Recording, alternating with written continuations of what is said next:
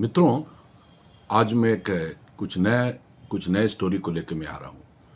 और मैं अक्सर जब जंगल जाता हूँ, पहाड़ों पे जाता हूँ किसी चीज़ की तलाश में, तो वो तो मैं करता ही हूँ, लेकिन कभी कभी काफ़ी इंटरेस्टिंग स्टोरी देखने को मिल जाती है, सुनने को मिल जाती है, जिस पर साइंस का कोई ये प्रूफ नहीं होता है। बस गांव वालों का एक भक्ति होता है, गांव वालों का एक अंधविश्वास, चाहे विश्वास कहिए, वो एक होता है उस कहानियों पे। और मैं जब गांव में घूमता हूँ, चाहे जंगल पहाड़ों पे, तो अगल बगल गांव वाले भी कुछ और भी स्टोरी बताते हैं जो मेरे सब्जेक्ट के अलावा है। क्यूरियोसिटी में मैं भी सोचता हूँ कि एक बार मैं सुन ही लूँ। तो इस बार की जो कहानी है, मैं आपको ले चलता हूँ, रांची के पास ही है, टांगड़ बसली। और उस गांव में मैं गया था, मेरे साथ एक हमारे मित्र भी थे जो एंथ्रोपोलॉजिस्ट हैं। हम लोग गए थे पहाड़ पर, वहाँ पर वो सुनने में आया कि वहाँ रॉक पेंटिंग्स हैं ईसा पूर्व के। तो एक मन में उत्सुकता हुई कि चल के देखते हैं। तो हम लोग गए वहाँ देखने। तो देखा कि वहाँ पर वो रेलवे ट्रैक बिछ रहा था, वो रांची से लोहरदगा के लिए। और चट्टानों में तोड़फोड़ हो रही थी, पहाड़ों पर भी तोड़फोड़ हो रही थी। तो एक अफसोस सा लगा कि इतना जो चीज़ है, इतनी अच्छी चीज़, वो बर्बाद हो जाएगी। तो गांव वालों को हमने समझाया भी था कि भाई इसको बचा के रखिएगा, क्योंकि ये हमारा धरोहर है। और ईसा पूर्व के भी कई साल पहले से ये चला आ रहा है। ये रॉक पेंटिंग्स जो है यहाँ पर, ऐसा हजारीबाग के बड़का गांव में भी है, काफ़ी प्रसिद्ध है। रांची में भी है, रांची शहर के बीचों बीच पहाड़ के ऊपर वो बना हुआ है, हाथ का छाप वगैरह। उस पर मैं अलग से आपसे बात करूँगा, बताऊँगा उसके ऊपर स्टोरी। तो ये इस तरीके से हम लोग पहुँच गए टांगड़ बसली। और टांगड़ बसली घूमने लगे, देखने लगे। और वहाँ भी गए, कुछ हमने देखा रॉक पेंटिंग्स वगैरह, लेकिन इतना अधूरा और इतना वेदर्ड हो चुका था कि हम लोगों को चौक का इस्तेमाल करना पड़ा उसकी बाउंड्री लाइन को बनाने के लिए। और ऐसे बहुत सारे भरे हुए थे, लेकिन जो जो प्रोमिनेंट थे उन्हीं को हम लोग बना पाए चौक के माध्यम से। तो चलिए आप भी उस रॉक पेंटिंग्स को एक बार देख लेते हैं, देख लीजिए। उसके बाद तब वो इंटरेस्टिंग कहानी मैं बताऊंगा जो रॉक पेंटिंग्स के अलावा भी है। आइए पहले उस पेंटिंग्स को हम लोग देख लेते हैं।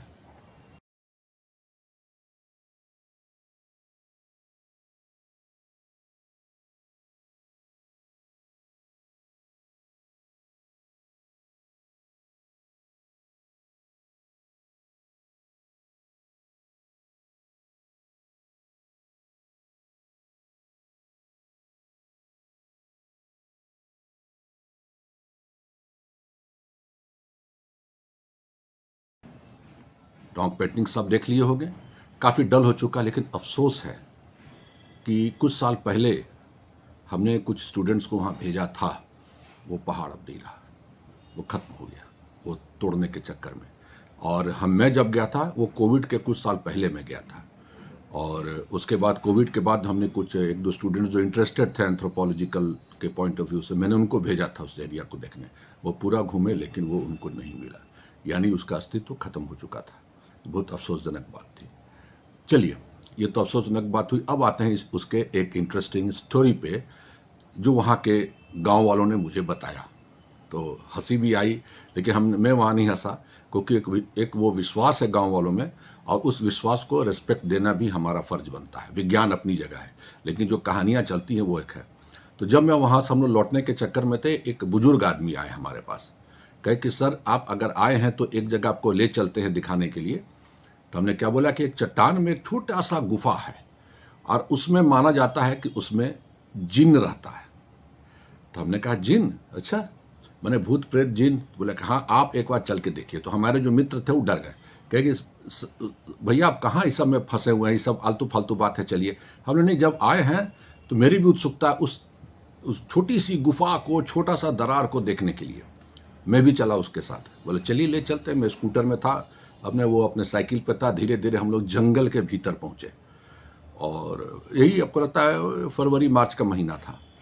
पहुँचे और हम लोगों ने जग वो ले गए। चट्टान के आसपास छोटा छोटा हिलॉक्स जैसा था, कई हिलॉक्स थे, और काफ़ी खूबसूरत जगह लग रहा था। तो उसमें एक जगह वो ले गया और चट्टान को उन्होंने दिखाया, एक छोटी सी गुफा थी, छोटा सा। कहे कि इसी में जिन रहता है। हमने कहा कि ये आपको कैसे पता चला कि इसमें जिन रहता है? तो उसने बड़ा इंटरेस्टिंग बताया कि कहा कि एक गांव की बच्ची थी जो गायब हो गई थी। आज जब वो 1 महीना के बाद लौटी तो उसने ये बताया कि मुझे जिन उठा के ले गया था और इसी के अंदर हमको रखा था। अभी रखा है कि नहीं रखा है, क्या कहानी है वो आप समझ लीजिए। मेरा काम है आपको बताना गांव की कहानी। तो आज जब हम चट्टान के नज़दीक गए तो देखे कुछ नहीं था। वो बेसिकली अगर जियोलॉजिकल पॉइंट ऑफ व्यू से सोचे तो वो एक जॉइंट्स डेवलप किया हुआ था वहाँ पर। हो सकता है किसी कारण से वेदरिंग के द्वारा उसी जॉइंट्स के को लोग बता रहे थे कि वहाँ जिन रहता। उसी के बीच में एक छोटा सा गैप हो गया था, तो लोग कह रहे थे कि उसके अंदर जिन रहता। ऐसे तो भाई हमारे बहुत चीज़ों में माना गया है कि जो भी जंगल में आप जाते हैं, कभी जाते हैं, चाहे मिट्टी में कोई छेद हो, चाहे कहीं चट्टानों में छेद हो, उसका दुरुपयोग मत कीजिए। आप समझ गए होंगे, जैसे कभी शौच लगा, कभी कुछ लगा, तो उस छेद पर आप उस छेद का इस्तेमाल मत कीजिए। माना जाता है कि बहुत सारे सूक्ष्म जीव उसमें रहते हैं, और कुछ लोग कहते हैं कि आत्माएं भी रहती हैं। बहुत कुछ है कहानी जो हम लोग बचपन में सुनते आए थे। कभी रास्ता में नेचर्स कॉल आया तो लोग मना करते थे कि कहीं भी जंगल में जाओ, करना है तो जंगल से परमिशन ले लो, तब जंगल में प्रवेश करो, और वो छेद वगैरह जहाँ भी दिखता है मट्टी चट्टानों में, उसका इस्तेमाल मत करना। तो बहुत कुछ हम लोग सुनते। तो हमने कहा कि भाई ठीक है, हमने कुछ कहा नहीं, विश्वास के साथ बोला कि नहीं नहीं ठीक है, हम लोग देखते हैं इस चीज़ को। मैं छेद पे झांक के देखने जा रहा था कि हमारे उसी मित्र ने कहा कि भैया अब आपको जिन पकड़ेगा, आप छोड़ दीजिए।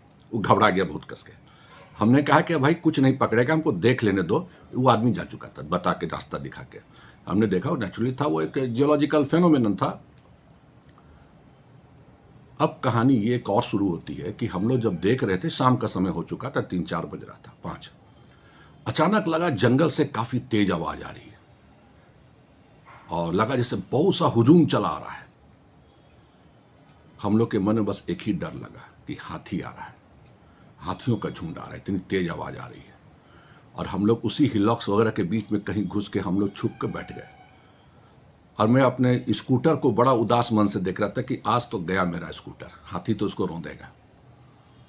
थोड़ी देर के बाद आवाज आ रही थी नजदीक, आते आते दूर जाने लगी, तो हम लोग को मन शांत हुआ।